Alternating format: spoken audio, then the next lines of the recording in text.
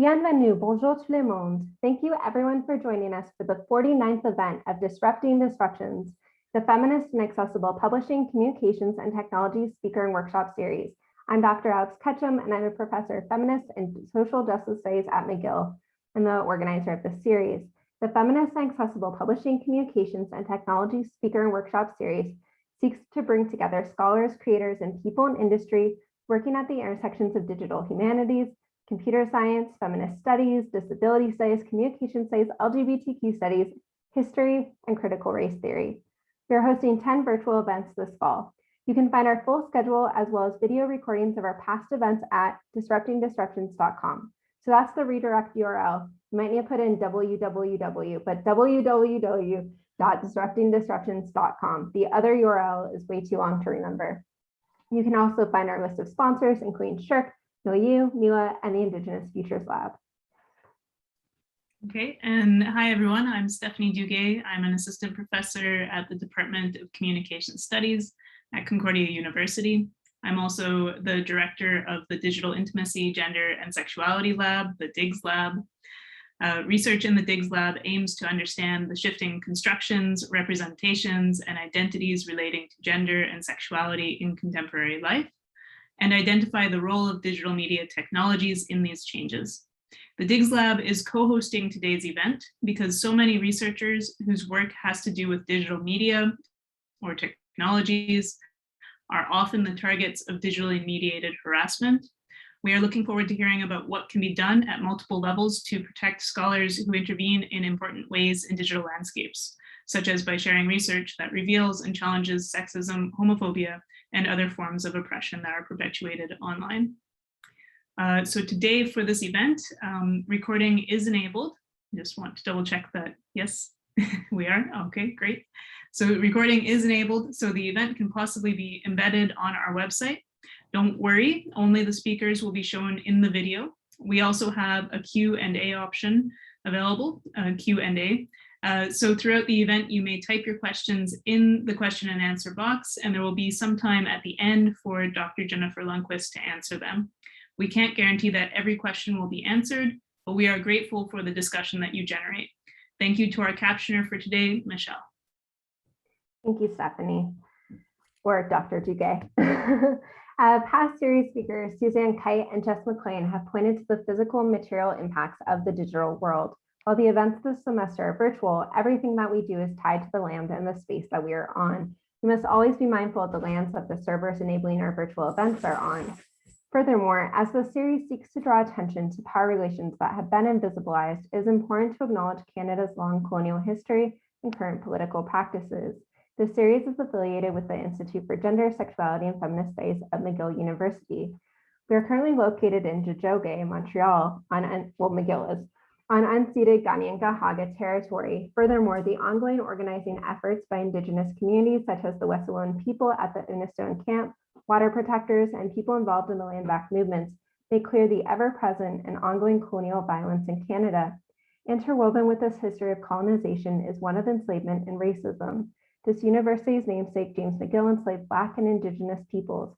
It is in part from the money he acquired through these violent acts that McGill University was founded. These histories are here with us in this space and inform the conversations we have today. I encourage you to learn about the lands that you are on. Nativeland.ca is a fantastic resource for doing so. So now for today's event, before Dr. Jennifer Lundquist begins, we want to give some context for why we're doing today's event. Dr. Duguay and I, like many of you, have heard calls from universities encouraging public scholarship.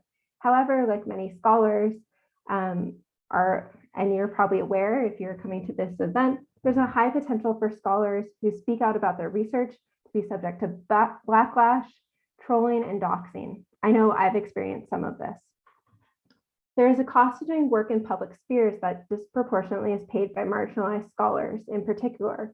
It is not rare for women academics, Indigenous scholars, and scholars of color to face harassment online, especially for scholars who engage with the public through media work.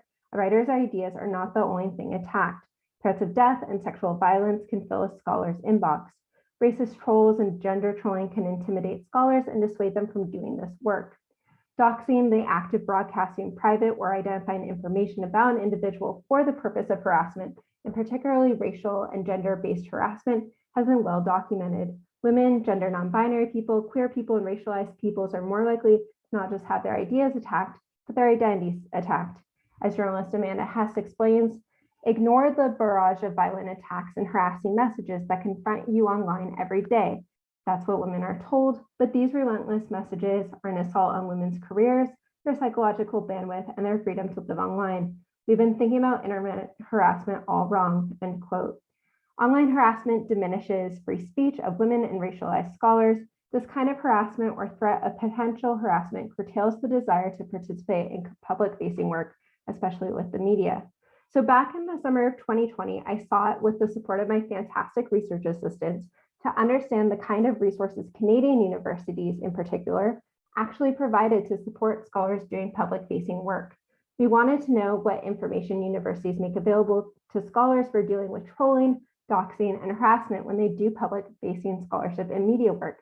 The availability of that information online, such as on the Media Relations Office's websites, and the information that media relations offices or newsrooms make available to scholars that might not be on their website, such as plans, policy, and advice. The goal of this research was to establish what practices already exist, what information resources are missing, and to encourage all Canadian universities' media relations offices to develop a best practices plan. So after looking at the media relations office's websites of every Canadian university, we found that no information directly related to the topic of trolling, doxing, or harassment on any media relations office website, with the exception of one university.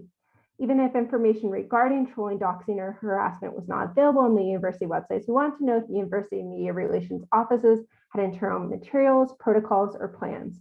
So from May to mid-July 2020, the research team contacted every Canadian university's media relations office via email using the same English or French script, explaining the research project and asking what materials the office had for scholars regarding what to do, the risks, or the protocols of trolling, doxing, or harassment that a scholar might encounter while doing public-facing scholarship.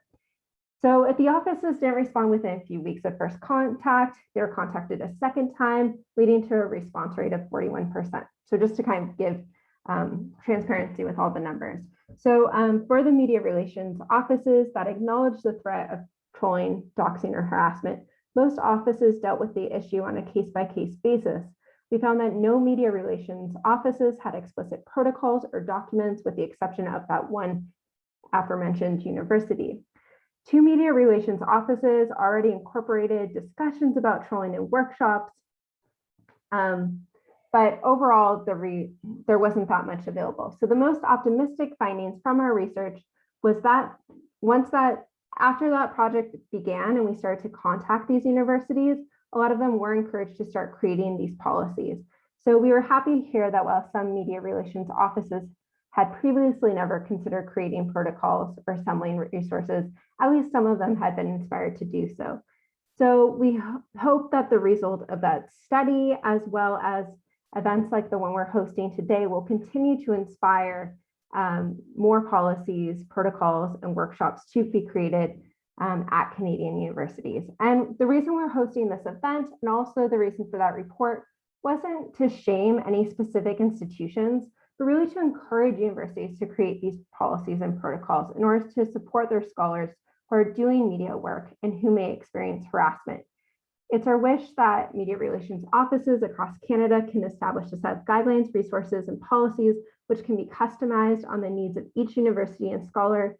And so the report that I mentioned will send out after the event, as well as maybe some other resources and materials.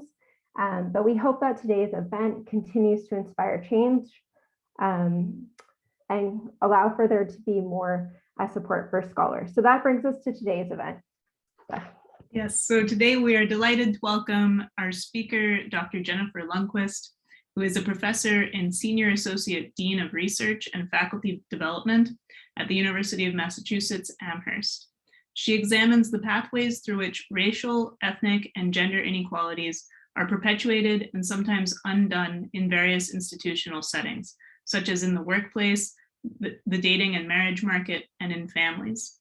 In May of 2021, Dr. Lundquist co-organized an event to discuss the strategies that UMass faculty and administrators may use to prevent and respond to public harassment and to support faculty if and when it occurs.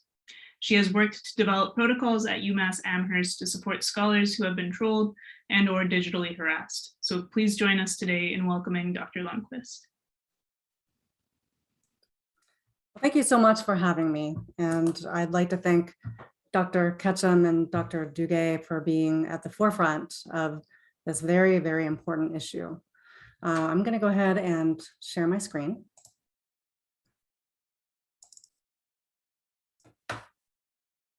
Is that showing? Yes, it's showing. You're all good. All right.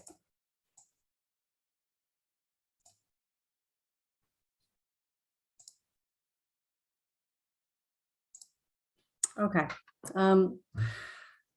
So in my first 4 years as Associate Dean of the College for Social and Behavioral Sciences, I had not seen any kind of signs of this in my college. Now in other colleges, yes. So for example, our faculty doing work on climate change, those who conduct research using animals, we have been experiencing this for quite some time, or at least the last couple of decades. But we started seeing cases about 3 years ago in our college. And then all cases in our college and across the university really began to very notably increase in frequency. And of course, I had to include the image of a dumpster fire since that is sort of the image of our last few years. And that in some ways, I think emblemizes what some of our faculty who have gone through for simply engaging around their research. So, we could no longer deny that cyber harassment had become a significant issue.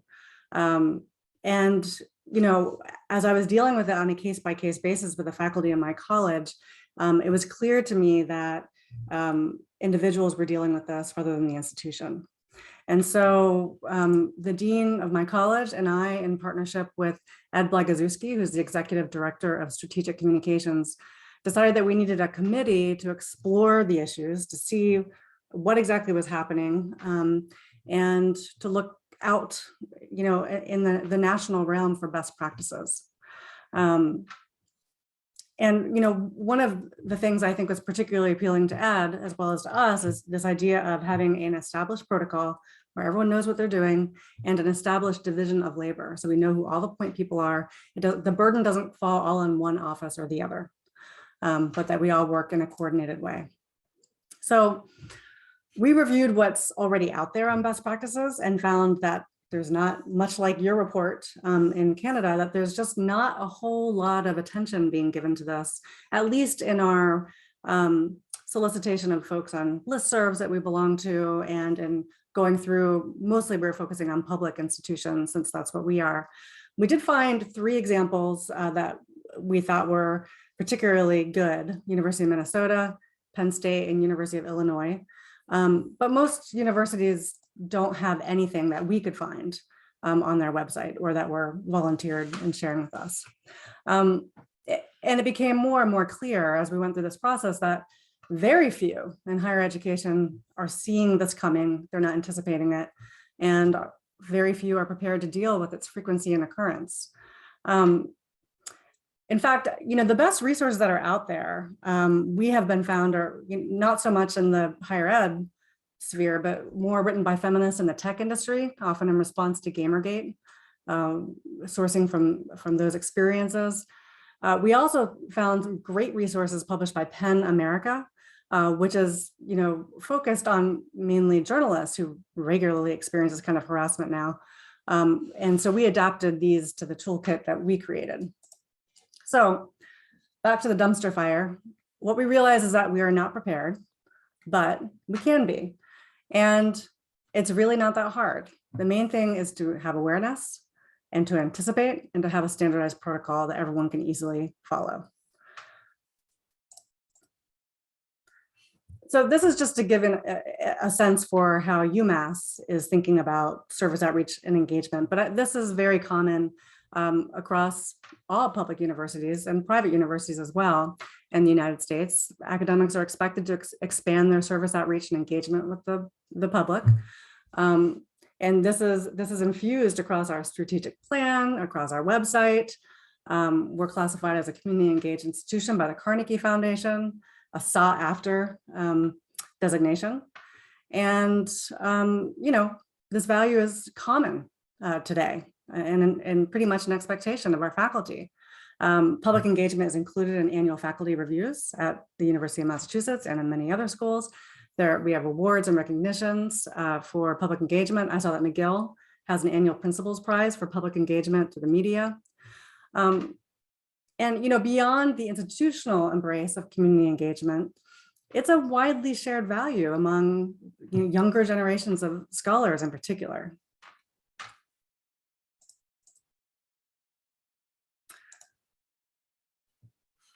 And to quote Tressie McMillan Cottom, who has some great work on this, public scholarship means pissing people off. And this is the other part of institutional embrace of public engagement that has not received enough attention.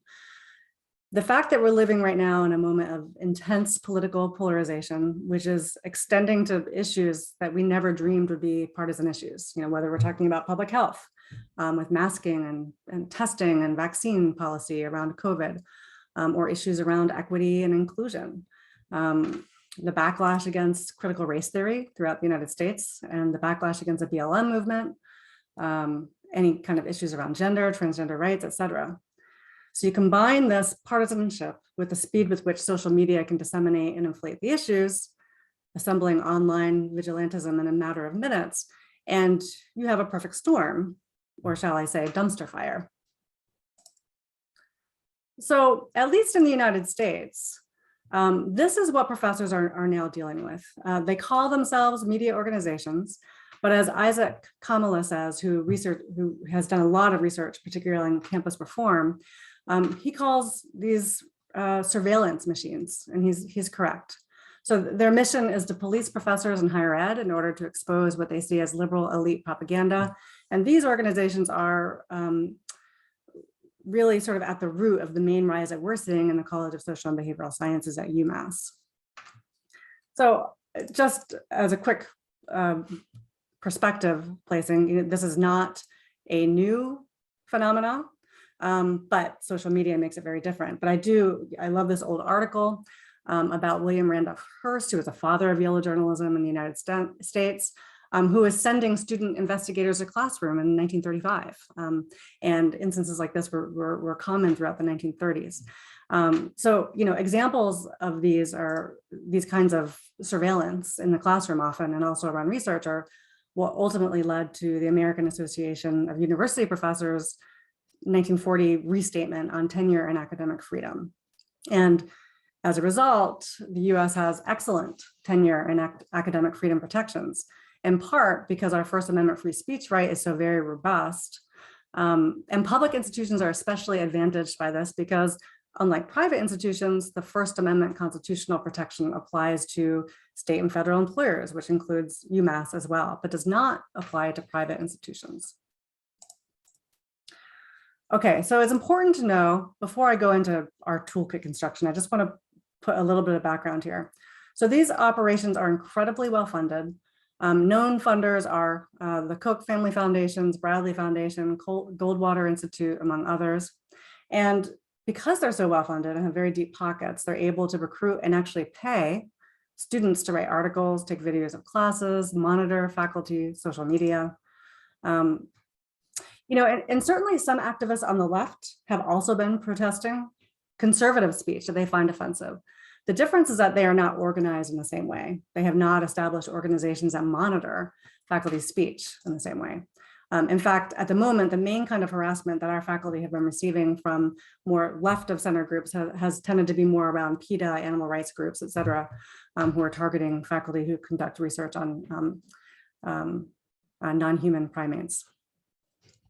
So the content that the students write in these articles is often hyperbolized, sensationalized, but it's really the titles and the lead-ins where the real context twisting takes place. My own work has appeared in a few of these, and they're very good at generating outrage in a very simple but outrageous soundbite.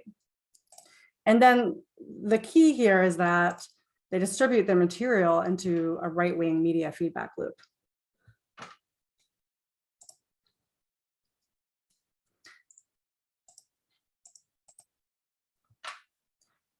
And then this gets exacerbated by sort of individual actors who are part of the outrage machine. And while some of the threats and abuse that our faculty end up receiving suggest physical violence, that's not really the goal. As Isaac Kamala, who I referenced earlier, has pointed out in his analysis of campus reform, what they really want to do is silence faculty. And this is key. You know, they're not trying to silence the Harvards and the Stanfords and the Princetons. What they want to do is make the average person, citizen, less willing to support public higher education with their tax dollars. And they've been very effective. Support for higher education has essentially become a partisan issue in the United States. Okay, I'm not going to go into this, but I do just want to mention that often these situations go nowhere when a professor's work or a tweet or whatever gets picked up by these presses. You know, it doesn't get picked up, but when it does, the constellation of presses, you know, resending it and you know, it's like a game of telephone, the situation can quickly spiral out of control. Doctors Ketchum and Duguay already discussed the intensity of the harassment that scholars receive and the fact that it is particularly vicious and abusive of faculty of color and women faculty. We find this at UMass. A disproportionate number of faculty who find themselves in this position are non-white women, LGBTQ, and assistant professors. Okay, so what do universities need to do? Well, they need to be prepared. They need to be ready.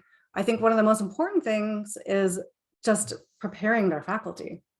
Faculty often are completely blindsided when they first get this kind of attention. And so I think just making faculty aware that this is a possibility goes a long way toward preparing them emotionally, mentally, but also preventatively.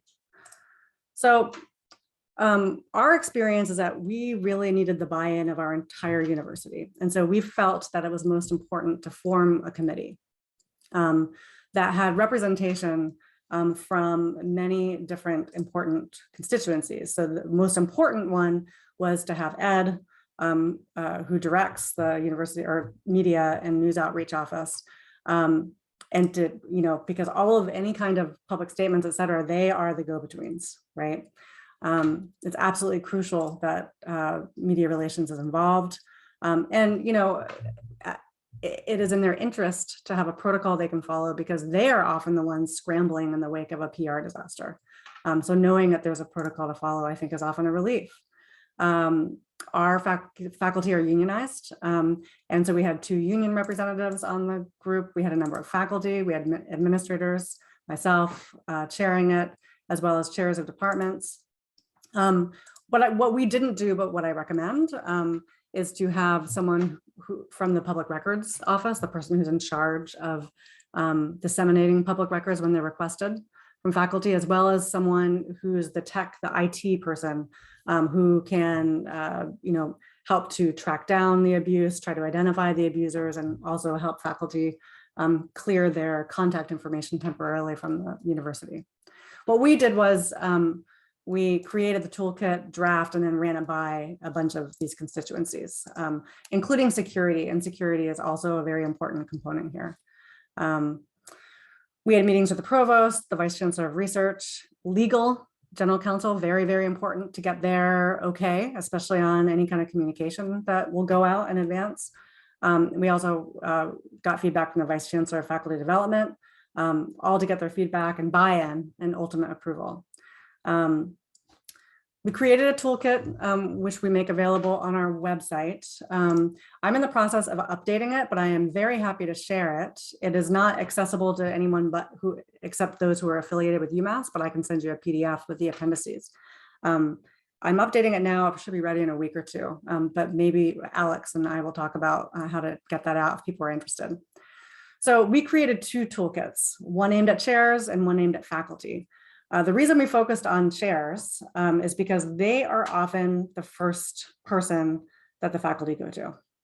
And so we felt it was very important for them to kind of be the interface across all of the other offices that need to work on this. Of the 3 US schools that we kind of looked to for inspiration that already had materials, we found that their information was either posted on the university relations pages or on the academic affairs provost page. In all instances, I found them very difficult to find. They're often buried. They're often just available temporarily. I recommend making it very obviously available, having links from all different kinds of offices to that page, but then firewalling access so that only university affiliates can access it. And then the important thing is to circulate it to multiple constituencies across the university, and to get it on the agenda regularly for our chairs workshops, the faculty senate, our public engagement panel project, administrative retreats and meetings, and then trying to do regular workshops, especially for chairs around this. So here is what our website looks like. Right now, we have it on the College of Social and Behavioral Sciences, which is my college. The aim is to have it on our provost webpage eventually, and then with links from university news, public and university relations. But there's a brief example, kind of lead in, and then the 2 resources that faculty can then click into. Okay, so just kind of taking you step by step through how we, what we have in our toolkit that is directed at both the chair and the victim. So the first thing to do is assess security threats first and foremost. Many of these are anonymized threats, but if there is any kind of immediate physical threat, to call the police. If the faculty is concerned about their physical safety, their family, or others at the university, to immediately let the police know, as well as their dean. And the police can do a lot more if they know that there's some kind of threat of physical or sexual violence or death threat, suggesting a time, place, or location. If there's any way to identify the aggressor, where there's clear harassment and abuse, it's possible, you can definitely get a restraining order through the police. So that's really the first important thing. In some cases, it's important we give information on how to, if there needs to be a physical relocation of the assigned classrooms or office space, then the dean's office will work with the faculty member and chair to make that happen, as well as I have their contact information removed from the university website temporarily. So, most of the time the threat is not immediate, but it is criminal, right? And so we still advocate that our faculty file a police report just for the paper record. And in fact, we recommend going to the campus police over the town police, since they have by now become more familiar with what cyber stalking and digital harassment is, whereas faculty often find they're having to educate the local police department in the town where they live, rather than vice versa. Okay, so, and also getting full details from the victim. This is hard because, the person is often traumatized and all over the place. What we find works really well is to create kind of a standardized form so that every case that you get, you have the same information. And then this can also allow for, systematic analysis over time if the faculty want to turn it in. This document is for them. But it's really important because it enables a faculty member not to have to repeat themselves to multiple people, because that's what usually happens when it's dealt with individually. They tell their story again and again and again to every administrator, which can be A, very time consuming, and B, re-traumatizing. So this is just an example of what we have on our website for faculty to download with the information. I couldn't fit it all on one page, so I'll show you the 3 pages. It's just a fillable PDF, but with key questions that also are important for the police report. And then finally, these questions, people can enter in as much information as they want and upload as many attachments, images, etc., as they want.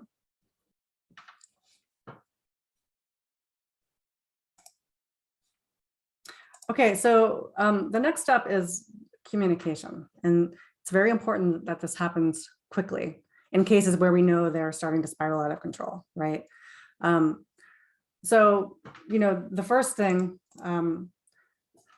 that we tell our chairs to do is immediately contact Ed, our press PR person. And then he puts the wheels in motion on the communications end. The chair also should alert the dean at the same time. It's really important that the chair contact the faculty and staff internally within the department to explain the situation, and with a statement of support for the faculty, so that they know what's going on, because often they're going to be getting emails and inquiries as well. I've worked with some faculty who really want to present their full side of the story, and so create a statement that they send to their colleagues or even to those in the discipline, because they're concerned. It's a kind of reputation management kind of thing. It's important to inform folks in the department what they can do if they receive inquiries, either forwarding the inquiries to the press office or to reply with the agreed upon statement. And then very important to develop a response to external inquiries. Now, what happened most of the time until about the last year was this. So a story starts to get picked up by media organization after media organization. And there's no coordinated response. Very often, press offices have a policy that they will not honor disreputable media organizations with a reply.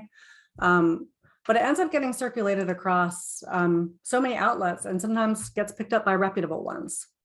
And I can't tell you how many faculty felt completely unsupported when they see these articles rolling in where the university said nothing. Even though it's really just a lack of coordination or not moving fast enough. I think faculty feel that faculty do feel it sends the implicit message that the university wants to distance itself from them and then they did something wrong. So, I think we need to really think about, is this the message you want to send? Or do we want to develop something in advance that we have as a standard go-to response that we can activate very quickly? Because the key is the timeline. Often any kind of statements take too long to get to. Now, it's understandable that the university should not be releasing big announcements or press releases every time this happens. Often that just brings oxygen to the fire, right? In a scenario that may otherwise have been contained. But there should be a go-to response that can be emailed back or given to everyone up and down the line in response. So this is what we came up with for our university. The idea is you have a standard statement that you've already developed before this even happens, and then you fill in the blanks. It can be tweaked to content, or to context, but in our case, and I think many public universities, the university will rarely specifically address the details for a number of reasons. For one, time is of the essence. It takes too long to develop a statement once the wheels are in motion because it requires a back and forth with legal. I mean, that takes a long time. Institutions are inherently cautious in their approach to these things. And so that's why it was very important for us to develop a standardized statement that we could then deploy without having to check with general counsel every time a situation happened. Also, the university simply does not have the resources to investigate the details of each case, right? It's a resource issue, and again, timing. So timing is key. And I can also say that part of the reason why we often avoid getting into the weeds is because it ends up adopting the narrative used by the harasser or harassers, which is usually untrue or distorted. So no matter what your university statement says, I think that there are certain key points that are very important to cover, which we tried to cover here. One is it's very important to support the faculty, so assert their expertise and the value of the faculty member being attacked. Endorsing academic freedom as a basic tenet to the university, that's very important. An acknowledgement that divergent views are normal in a university setting. This is a strength of the university to discuss and debate those views. And then very important to unilaterally condemn harassment and abuse. So here's an example from RIT, which is a private, and it's much more specific. And I think that, maybe private universities are oftentimes more able or willing to do this. Public universities usually are not in a position to be able to do this. But here, this ended up going out a bit late because obviously it took some time for everyone to be in agreement about the details. But certainly there are specific examples out there. In our toolkit, we also have just a sort of a template that departments can use for the staff to say for phone calls. And they can say the same thing in emails, or they can use the statement. So that is also very helpful. So the key is to get everyone sort of unified around these statements. Yeah, this is something that we recently sent out, well, maybe last year or so. Online impersonation is becoming a very common way to harass our faculty. This situation was, there was emails that were leaked, allegedly between 3 or 4 faculty and staff that were highly anti-Semitic and very, very offensive. And there was a lot about the email that was very clearly apocryphal. I mean, anyone from within the university could realize that the jargon wasn't right. And it also had them communicating by Gmail, which is not a UMass email. In any case, it got leaked. Previously, we didn't do anything about it because it got leaked to some pretty, disreputable media organizations. But then the university had no comment, kept going out. And eventually, it was picked up, especially by international presses, and repeated. And here, these faculty members' names were showed over again and over with these comments that they had never made, that were completely made up. Anyway, so I think this is a much better comment than the university had no comment, which is essentially telling them the same thing, that we don't engage in unsubstantiated allegations, but giving some support in a very, I would say, indirect way, but nevertheless support for the faculty member.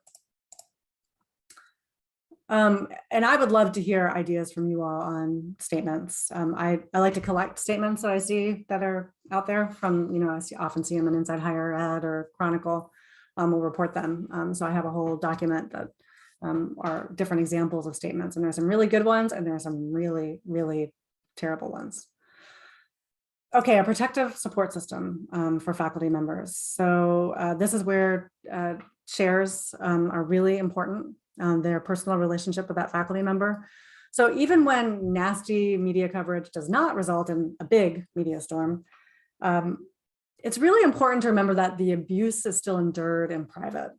Faculty members often feel this irrational sense of shame when they're the target of these sort of exposés, and then the torrent of often extremely misogynistic or racist abuse that pours in.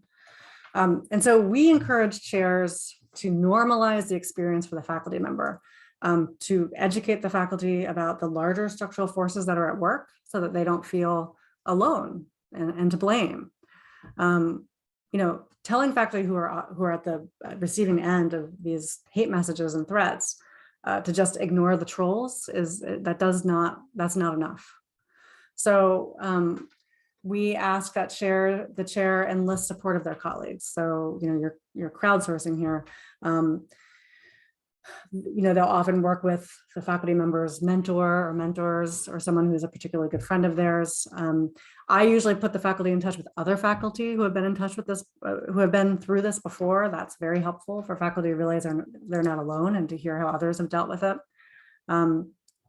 So we ask that chairs, just designate a couple colleagues to check in on them informally, offer support, whatever that might look like. It might be simply emotional support. It could be helping the faculty look through their emails and social media accounts, and documenting that harassment for them so that they don't have to see it. Sometimes colleagues even choose to engage in a form of bystander intervention electronically, whether that's publicly defending the faculty member in comment sections online or in an op-ed on Twitter. Thank a public scholar hashtag is one example of that. But of course, they should be warned by the chair that this could potentially invite attacks on them as well. Another thing we deal with in the toolkit is, whether or not to respond to the harassment themselves, the victim. Some faculty relish it. Some faculty choose to respond to their own harassment, and that is their right.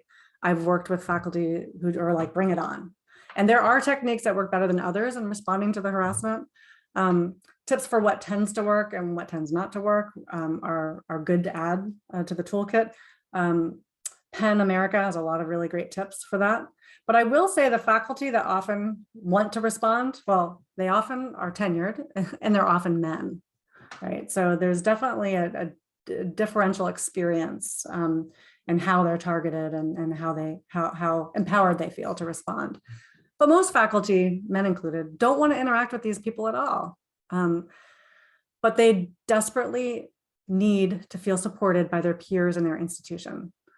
Faculty who endure these situations alone often experience, serious disruptions in their self-confidence, their mental health, their well-being. I've seen instances where it's negatively impacted their work, their teaching, their confidence in their research, to the point where the faculty member ended up going on a mental health leave.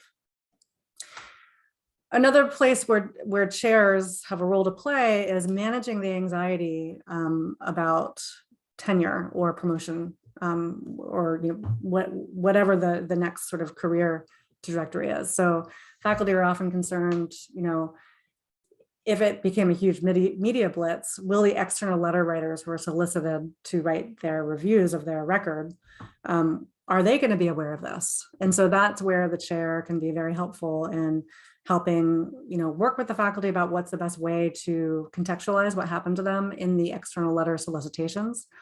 In one instance, one of our faculty members ended up having requesting and receiving a tenure delay, a year delay, in part because of not just the emotional issues, but the time they had to put. They ended up going through a lot in terms of the public records requests, in terms of legal issues, et cetera. They lost a lot of time. So these are all things that are important to consider in terms of impacts on career. It's also incredibly important to collect the data. So even though so much of it is anonymous, it is possible to eventually identify some of them, especially if they're, local, a student, for example, or someone that the faculty might know. And so we have the IT person who knows, to expect this, and everything gets sent to them as attachments that they can analyze and collect. It's also important that the faculty consider deleting accounts, at least temporarily, to block and report abusers. There's a report incident feature on most platforms, as well as direct reports of abuse. Faculty who get nasty emails can file a complaint with their internet service provider, as well as the harasser's internet service provider. Most ISPs have a department, especially for this. And part of this is like getting into a routine. I mean, there's some faculty who are regularly, who are monitored by Campus Reform. They're on the professor watch list. And so they monitor back to see, when a story about them goes up, about their latest tweet or whatever. And so even before anything blows up, they let their university relations person know, they let their chair know, they notify the IT team, which, if they anticipate that it's going to become an issue, remove their contact information from the website just for a week, and then maybe for another month if needed. They privatize their social media accounts for a bit. They put filters on their emails. And it's like a well-oiled machine. They have this system that often the faculty member themselves enact if they're, if the kind of research they do is often targeted. And so that's the last point in the slide there. Public records requests. So this is the stuff that faculty are not taught about in new faculty orientation, probably because it would scare them off. But public records requests are extremely useful, beneficial in terms of transparency. I've used FOIA data for my own research, but they can also be weaponized as a form of harassment. So it's really important to know how these policies apply to your university. In Massachusetts, for example, these really vary by state in the United States. And so in Massachusetts, there's actually a number of protections. But one key aspect that our faculty do not know about is that if they do not respond within 10 days, they lose some of their protections, including the hourly charge that the requester has to pay after 4 hours of searching through records. And that is a huge disincentive for the requester. But if faculty are never informed that they need to respond immediately, then they never have those protections. And so this is where it's just incredibly important to educate your faculty. The other thing that faculty often are not aware of is that it doesn't matter what the means is of the communication, at least in the US.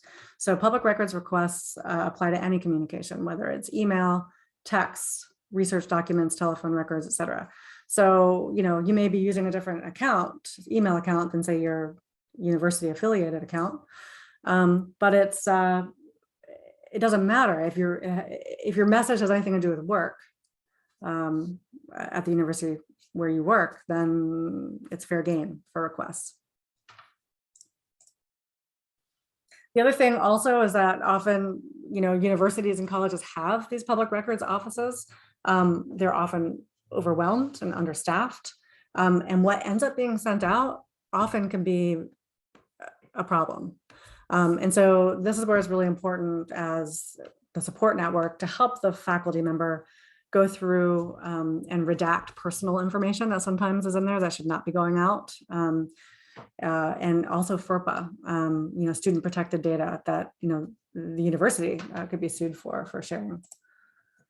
So yeah, the long and short of it is make it clear to your faculty what they need to know about public record requests, how IT discovery processes work in your state or at your university, so they can make educated decisions about how they use their email, what they put in their email and texts. And they can also make educated decisions about deletions and retention practices.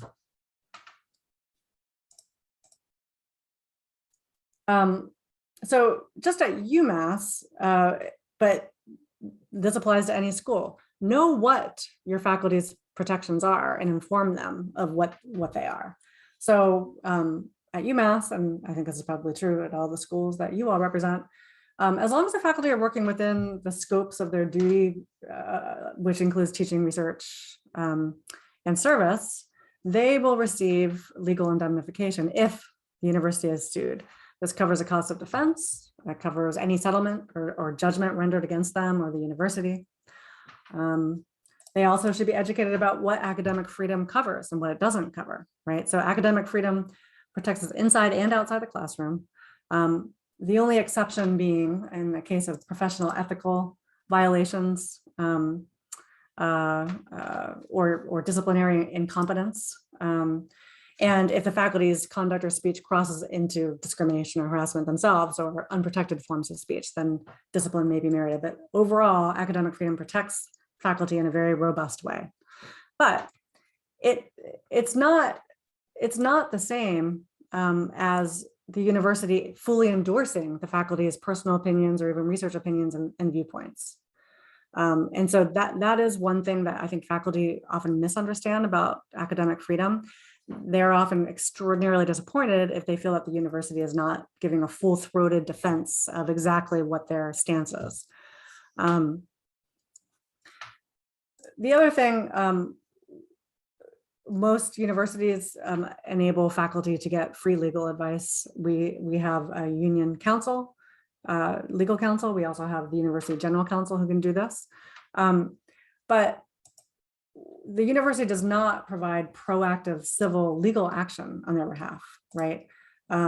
So many faculty, want to mount a defamation case of libel or slander, or want to demand a retraction from an outlet or an individual.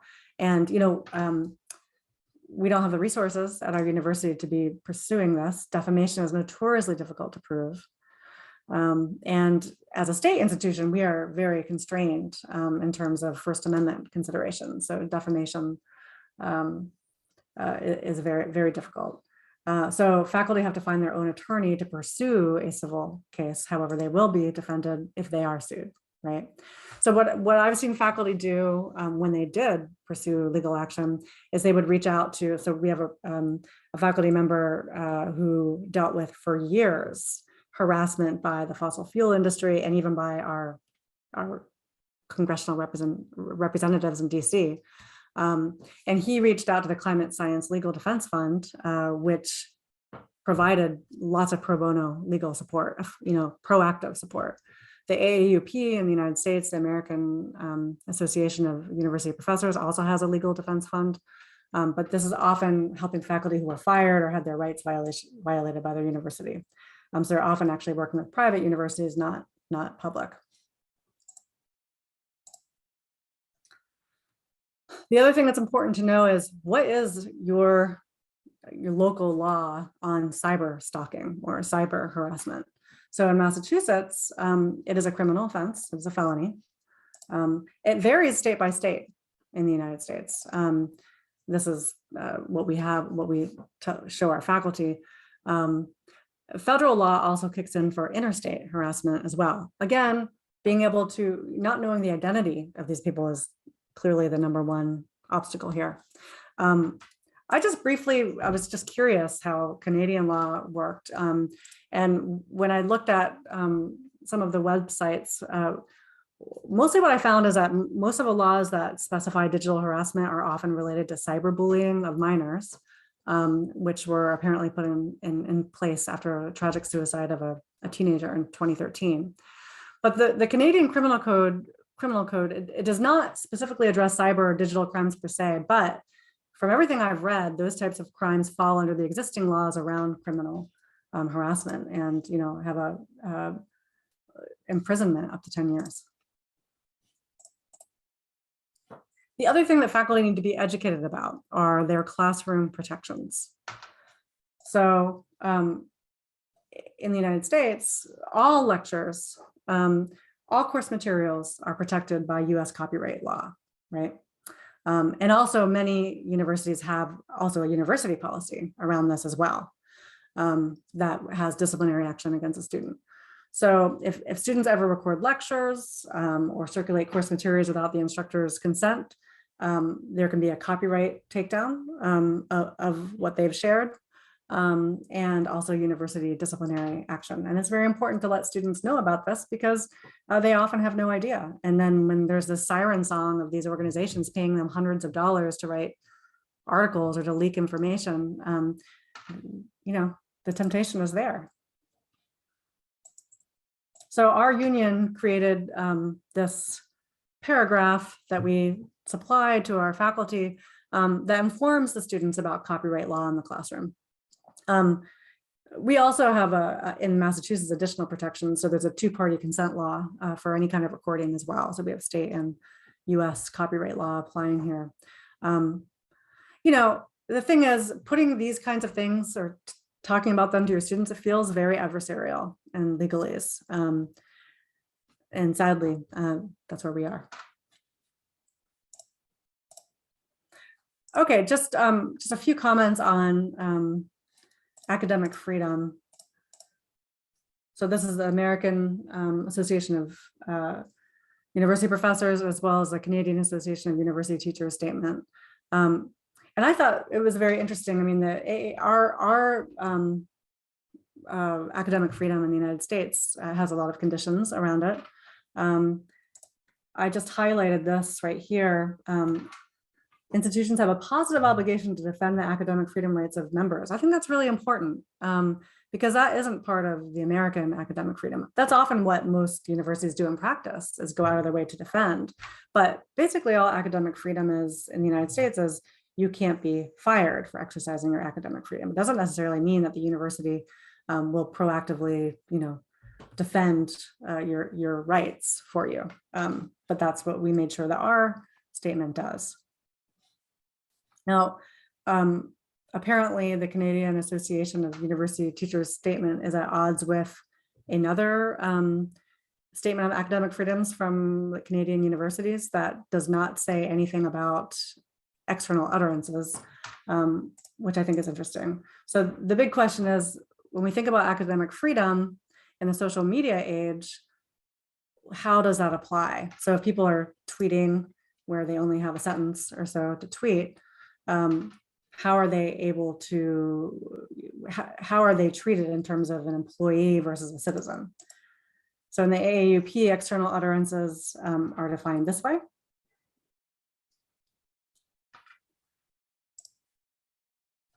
Showing that faculty have free speech rights as citizens, but also making the point that, but they should show restraint. They should make it very clear, whether they're speaking for themselves or the university. Well, in a social media age, you don't have enough space to make that designation or that caveat, right? So the point is that sometimes upholding academic freedom and free speech is challenging and sometimes even embarrassing for an institution. It may be that the university wishes to make it clear that it does not endorse or even condemns what the faculty said. Fine. But the point is that faculty are able to make these comments. They are not seen as representing the university. CAUT also has a statement that I thought was interesting. Also making it clear that personal utterances, personal opinions are protected from faculty members to be able to express publicly.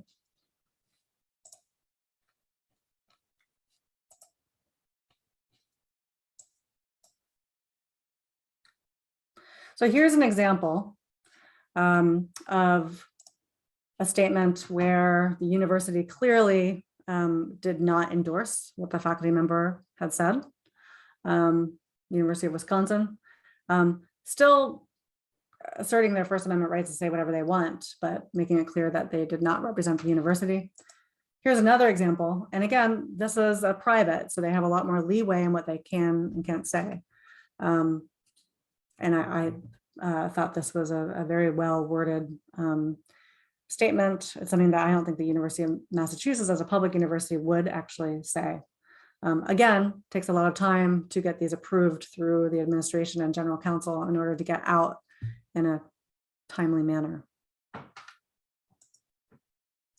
Okay, so just to summarize, it's very, very important to not be reactive or solely reactive, but to be preventative.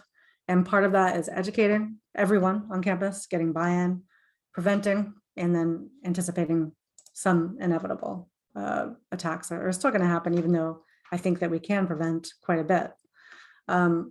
So educating faculty and administration on what the risks are. Educating faculty about, what does academic freedom protect and what does it not? What are your legal protections in the classroom and outside the classroom? What are your copyright protections? What are the best practices for the email that you use and your retention of records in the case of a public records request? Another thing too that I think that we need to seriously consider, we've had a lot of conversations about this in our university, is that we often have untenured junior faculty teaching a lot of the general education diversity classes at our university that often deal with sensitive issues or potentially controversial issues around gender, race, etc. And that's where a lot of these attacks are happening from the classroom. And so it's very important that departments think about how to distribute the teaching of these classes effectively across all faculty, not just the junior faculty, and who often tend to be faculty of color, women. Develop the university's response template. Update policies. So, our freedom of academic freedom is not really updated for the social media age. How might we think about, through our faculty senates, our unions, et cetera, restating, re-endorsing not only our national association's statement, but also updating it to the social media age. Cornell has a great example of this. Again, it's a private, it's not one that I think would be as easy to do at a public like ours. But they have recently updated the student and the employee code of conduct to account for some of these issues that we've discussed so far. and have completely, updated their academic freedom statement in a way that directly addresses digital harassment and social media usage. And then, of course, being ready to respond when attacks do, and they're inevitable when they do happen. So being ready to provide immediate support and reassurance and know exactly what the division of labor is across which offices. The chair often being, in my opinion, the point person for the faculty level support, and the university relations and news office being the primary driver of all communications to internal and external. And faculty will also be concerned about what it means for tenure and promotion, as we discussed. And so having a list of action steps that people can, basically click to and say, oh, okay, so this is the person I would talk to if I want to get counseling around mental health. This is a person I would talk to if I have a security issue. Having something that they can just sort of follow point by point is incredibly important. Okay, I'm going to stop my share. Well, thank you so much for that amazing talk. And thank you for providing all those resources. We already have some people who have written in questions in the Q&A box. So we'll get started with that. And I want to encourage everyone who's in attendance, if you have a question, you can write into the Q&A box and we'll try to get to it. So I'll start with the first one. And Jennifer, you can also see the Q&A box if you want, but I'll say it aloud for people who are in attendance. So an anonymous attendee writes that they really like the materials and the ideas to have a toolkit and protocol. They would appreciate hearing your insights and advice for institutions about making public statements of commitments to protect all faculty, tenured, non-tenured, et cetera, when trustees are pressured or participate in pressuring campus administration to fire faculty for political views. And by political views, this attendee means content of teaching and research. Yeah, that's a really important point. And I'm glad that the anonymous attendee also brought up the issue around the Board of Trustees, right? So, one thing that we deal with as a public university is that, we're taxpayer funded, and state and federal funding is declining year after year. And so we are becoming more and more dependent on private donors as well. And so one thing that I should have mentioned when we talk about buy-in and all the different constituencies, the Board of Trustees is key. The Board of Trustees need to be informed about what academic freedom is. Unfortunately, at a private university, you don't have the same, at least in the United States, you don't have the same kinds of protections. And that's why when you hear stories about faculty, usually untenured, but even cases of tenured faculty being fired, it's because free speech rights do not apply for them in the workplace. Whereas in a state university, public university, they do. So it's impossible to be fired.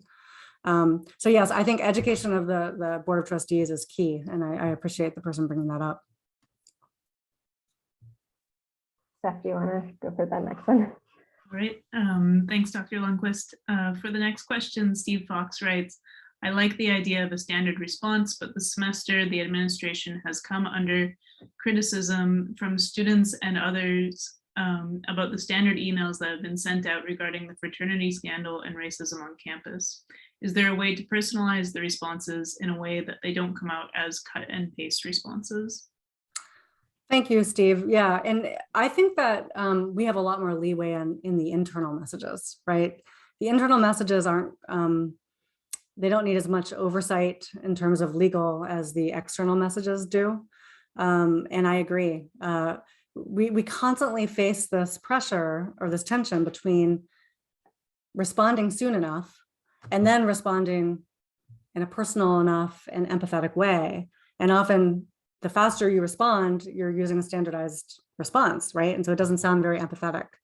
But I do think that, one thing just in our college is we've realized that there are patterns to not just digital harassment, et cetera, but the problems that arise, there are patterns. And so I think it's possible to have a number of ready to go templates and then, especially internally, to be able to tweak them for the context.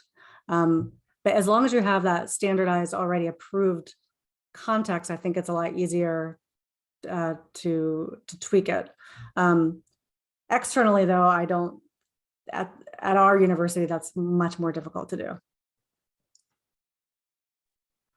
And probably, the best way to personalize the responses is to engage those who are closest to the person being harassed, or who are closest to the issues that are being debated, et cetera. And so, you have to have faculty who are willing and able to be involved in crafting that statement. I just wanted to say for the attendee who has their hand raised that you can use the Q&A.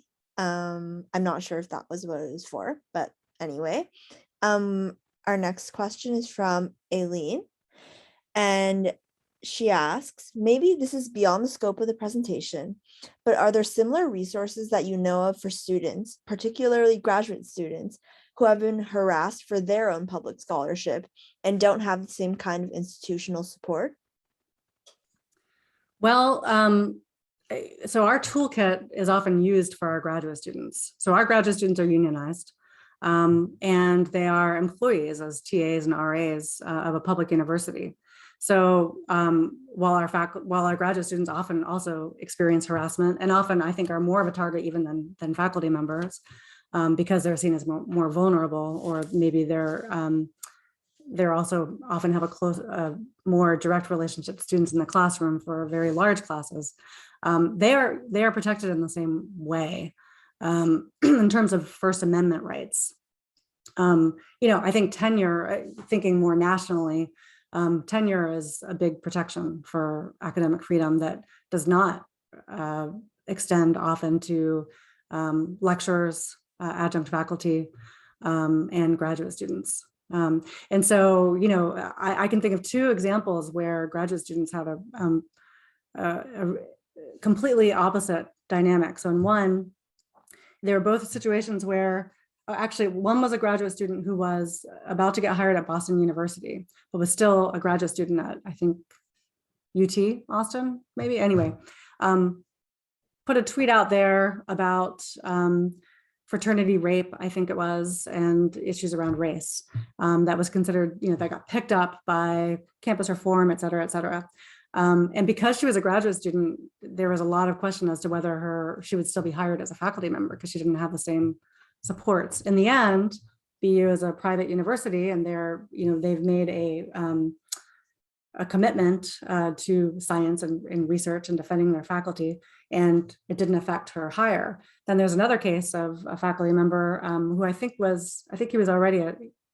he'd been hired into a tenure position, but it was before his tenure contract had gone through the Board of Trustees, and he made a tweet about what was happening in the Gaza Strip at the time that was considered got all kinds of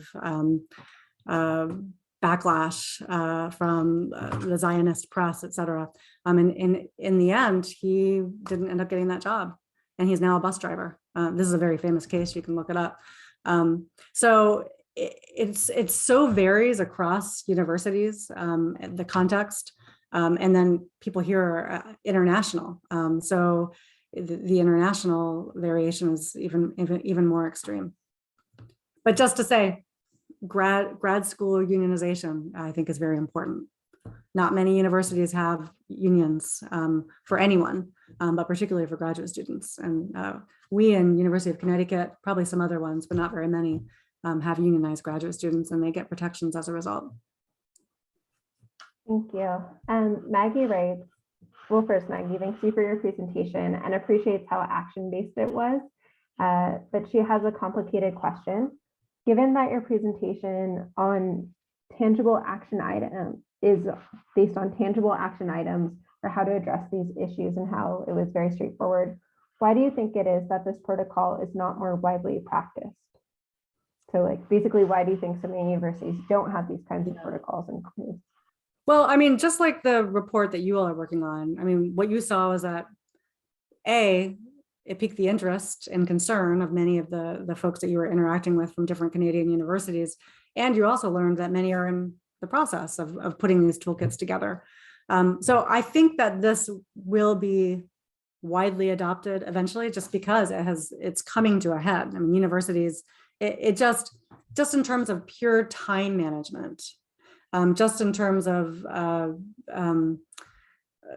allowing the university to continue to function, these issues have become so time consuming and problematic for faculty, staff retention, et cetera, that I think that the answer is they will. I just don't think it's become mainstream enough yet. And hence the whole point of this seminar, which is great. Thank you. All right, thanks. We have another question in the chat. So Orly writes, thank you for this great talk. When I was harassed, I felt like my public institution did not know what to do and that I was at fault. I was attacked on my gender, my age, my student status, my immigrant status, etc. I did receive a lot of external support, and I was lucky it happened during the Institute for Research on Male Supremacism conference. But for example, journalists contacted me about it, and I didn't feel confident answering media inquiries, as I was not sure I would receive support from my institution. Later in the week, I was informed they considered I spoke as a private citizen, despite my initial intervention being linked to my research and my department, and the latter was instrumental in my harassment. I was wondering your opinion on harassment of scholars when not directly linked to their research. Thank you. I mean, I think harassment of anyone, scholars, whomever, is not appropriate ever, whether it's for their personal opinion, research, et cetera. In this case, it sounds like it was related to your research directly. That sounds like an error on the part of the university, a judgment error. But nevertheless, it was a public university. Was it American? In any case, free speech would protect you in keeping your job. But again, you know, the level, it sounds like you got no emotional support or, you know, solidarity. If your university had something that really normalized this process, that had a toolkit that was everyone was aware of, and could say, oh, I see what's happening here. They didn't do anything wrong and I need to defend them. But no one is, everyone is blindsided. And so everyone's busy. And so we don't have time anymore for people to work it out on their own or to deal with it on their own. We need to make this just a basic practice that every university follows. And I'm very sorry for your experience. It's all too common. You are not alone. Just to follow up, there's the specification that it was at a Canadian university. And I guess I just wanted, before we move on to the next question, to ask, what do you think is the first step at a university where nothing's in place? And so if you have an individual faculty member or an individual graduate student, what can start to catalyze these changes and put these things in place? Well, I think we want to step away from having a case of harassment drive the response. And so what I think is most important is for, you know, everyone to go back to their respective universities and colleges and, you know, maybe raise the issue at a faculty senate meeting or even just at a departmental meeting and say, let's work together to create a toolkit so that we can respond to this effectively and protect each other when this happens. When it's driven by like sort of the immediate attacks and people have to act very quickly, mistakes are going to be made.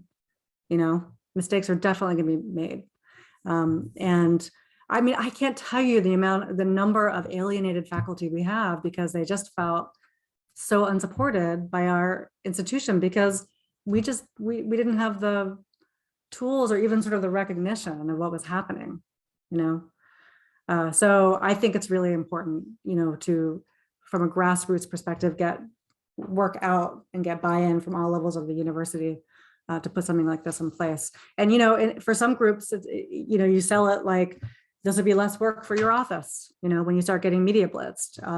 This will, you know, be an effective retention measure. So you don't have to, you know, lose your investments when your faculty leave or, you know, are no longer publishing or, you know, are taking medical leaves, et cetera. So there's lots of different ways to pitch it. but I think everyone has an interest in reducing this and mitigating it to the extent that we can. Makes sense. Thank you. Carrie, did you want to ask it, or I can? Sure. And I also have my own question after as well. But an anonymous attendee writes, how much time does your university spend in terms of educating faculty about the current $1 billion funded assault on critical race studies and the need to counter color blindness across the disciplines, given that every academic discipline has an origin story that is complicit with white supremacy? Well, I can tell you that the College of Education reached out to our college to work with us in developing their own toolkit specifically for critical race studies, because they see the writing on the wall. They see the way that critical race theory is being distorted into something that's not, and they anticipate attacks on their faculty. So there is administrative movement to protect faculty. I mean, maybe this is a naive view. Almost every discipline in my college, education, humanities, employ critical race theory. That's a basic component. So I don't see the administration necessarily thinking that it needs to educate us so much as protect us, but that might be a naive response. And my own question kind of relates to this. I just want to say I really enjoyed your presentation, and I was one of the RAs who was working on the study, like emailing the different media offices and stuff. And your presentation is really making me think about a case at McGill a few weeks ago, where basically a retired anthropology professor who was at McGill before she retired gave a guest lecture at Concordia about her book from 2002. And a lot of the students in the class, it was like an Indigenous studies class, walked out or tried to have a conversation, which didn't go well either, about how basically the content of her book, like her methodology and her arguments, didn't really, were not representative of the Cree people that she was like writing about. Mm-hmm. And so my question is, do you anticipate that this will become more prevalent in coming decades as some older scholarship, especially in the humanities, starts to come under fire? And do you feel like it's something that would require some sort of transformation beyond just having a toolkit to deal with each case? Yeah, I mean, I think there's always sort of that generational disconnect between, what are newly adopted and accepted paradigms, and then folks that maybe aren't as engaged in the research of older generations. Not everyone, but there's a disconnect there. From my perspective, I think that these are important conversations and debates that need to happen. My concern is the extent to which is that we condemn any kind of harassment or silencing of folks around this, right? So, I mean, I don't want to see us do the same thing that, Campus Reform and Turning Point USA are doing, which is surveilling all speech, mostly liberal professor speech that they deem to be unacceptable. I don't want to see us treating conservative or maybe out of date research in similar ways. I think we need to have scholarly discussions around this and debates, but certainly not harassment, condemning, that kind of thing. So it doesn't sound to me like this was a harassment issue. It sounds to me that this was, but maybe the faculty interpreted it that way. I don't know. But yes, so it's very easy to have these conversations and to have a very kind of black and white perspective when we're talking about external harassment. But when it comes to these controversies and debates and discussions amongst scholars, within the university or within the discipline, or between graduate students and professors, or undergraduates and professors. It's difficult. It's a lot more difficult to have a straightforward answer. We're out of the Q&A questions, but I also had a question of my own because it's something that you touched on, but I was just wondering if it was kind of more built into the protocols a bit more robustly. So you talked about how in some of the cases, someone's colleague might take over their email inbox for a while, or take over their social media accounts for a while. But I was wondering if in some ways that's relying on the kindness of your peers willing to take on that work. And I was wondering if there was also something built into the protocols of having a point person in the department or a point person within IT that would manage email inboxes with the faculty members' consent for a while. Right. Right. I mean, it's unpaid work, right? It's unpaid labor. That one more thing that's being put on the shoulders of faculty. We thought long and hard about whether we really want to target chairs in this response, right? But we realized that we thought, even though chairs already have an enormous responsibility and a ton of work, and this is one more thing for them to have to be aware of and on top of, we felt that they were in the best possible position to be this kind of go-between and connector person following the toolkits.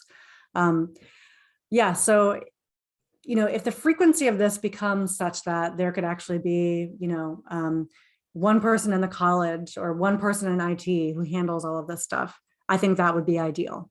Right now, even though I talk about increased frequency, it's not like, this is happening like 2 or 3 times a semester, and so it's just resource-wise easier to deal with it, to distribute that unpaid labor across us. But I think that it is probably something we need to think about more formally structuring eventually. Yeah. Thank you. Steph, did you have a final question or? No, I wasn't trying to really. put the pressure on you. I just was wondering, just because we're nearing the end of our time and the time when our captioner leaves us, but. I guess I was really taken by the point about supporting each other and helping individuals to not feel like they're alone when they're being harassed. And so I was just wondering, if it takes time to put protocols and institutional responses in place. And I was just wondering if you had any suggestions of the ways that faculty and students who are being harassed can be supported in less formal ways while we try to put these protocols in place. In less formal ways? Yeah, sort of how can we generate communities of support? Yeah, well, unfortunately, we have a growing number of faculty and staff actually who, and graduate students and undergraduates who have experienced this. And so there is a growing ready community of people who have had the experience and have a lot of wisdom and insight based on their experience. And so one of the things I find really interesting is, well, faculty who have gone through this, they are eager to share their experiences with others, particularly someone who's going through it at the time. They feel like that's kind of giving back, maybe something they did not receive at the time, and they want to give that to others. So as the community grows, I think that that group is the most obvious go-to group in terms of that emotional support. And, at least right now, I think faculty look at it as a labor of love and helping one another with it. But, clearly it can become a lot of work depending on where this all goes. And so, part of the toolkit is preventative, right? We want to be able to prevent these things from blowing up, from preventing them from happening at all. And I would love to see organizations that are able to directly counter the campus reform and Turning Point USA, et cetera. Like that's where I would love to see a nonprofit develop that's actually able to start monitoring their harassment or how they've generated harassment, how they've distorted stories, who actually could, if they had deep enough pockets, could actually pursue defamation cases, right? Could take legal action. And I think it's possible. I think AAUP, I think the work that Isaac Kamala is doing, I don't know how many of you know his work. He's focusing on campus reform, but I think that's a direction that I can see him and others with AAUP going in. So I think that's really important. Well, thank you so much for your presentation and for your question and answer period. This was wonderful. I want to thank you so much for making the time for us today. Also for people in attendance, when we have the recording, we'll send the link as well as some resources. We'll collaborate on how to share some of those protocol resources with you as well. I want to thank Dr. Jennifer Lundquist as well as Dr. Stephanie Duguay, as well as Carrie and our capture Michelle. And thank you everyone for attending. And thank you to everyone for attending all of our events this semester and throughout the series. So it's been an honor to share the last 49 events with you all. So thank you so much. Really appreciate it. Wow.